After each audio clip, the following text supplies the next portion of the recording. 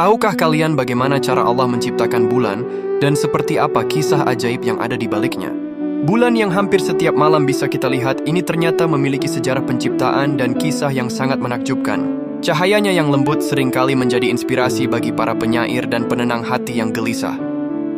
Namun lebih dari sekadar pemanis malam, bulan menyimpan kisah penciptaan dan fungsi yang luar biasa yang semuanya telah diabadikan dengan indah dalam kitab suci Al-Quran. Al-Quran tidak merinci proses penciptaan bulan secara terpisah dalam satu ayat spesifik yang berdiri sendiri.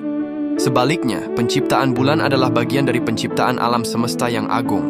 Dahulu, Allah menciptakan langit dan bumi, termasuk matahari, bulan, dan bintang-bintang hanya dalam 6 masa.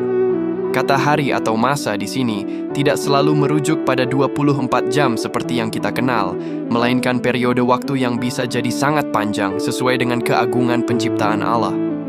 Dalam konteks kosmik atau ketuhanan, ini bisa jadi ribuan, jutaan, atau bahkan miliaran tahun. Allah berfirman dalam surah Al-Anbiya ayat 33, "Dan dialah yang telah menciptakan malam dan siang, matahari dan bulan. Masing-masing dari keduanya itu beredar di dalam garis edarnya." Ayat ini menegaskan bahwa setiap benda langit termasuk bulan bergerak dalam orbitnya sendiri dengan perhitungan yang sangat presisi, menunjukkan keteraturan dan kekuasaan Sang Pencipta. Di dalam Al-Quran bahkan ada satu surah khusus yaitu surah Al-Qamar yang berarti bulan.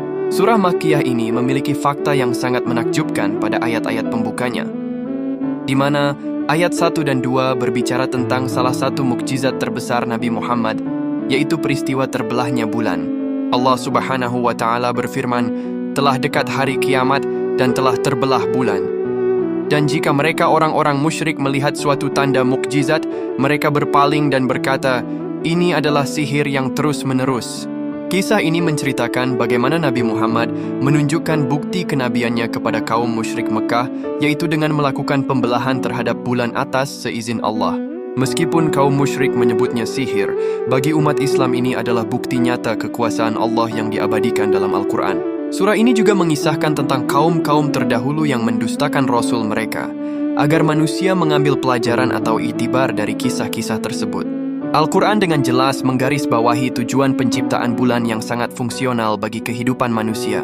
Tujuan yang pertama, yaitu sebagai penanda waktu dan penanggalan. Fase-fase bulan berfungsi sebagai kalender alami. Ini sangat vital dalam menentukan bulan-bulan penting dalam Islam, seperti awal dan akhir bulan suci Ramadan, musim haji, dan hari raya. Tujuan yang kedua, yaitu sebagai tanda kekuasaan Allah. Keberadaan dan keteraturan gerak bulan adalah salah satu tanda kebesaran Allah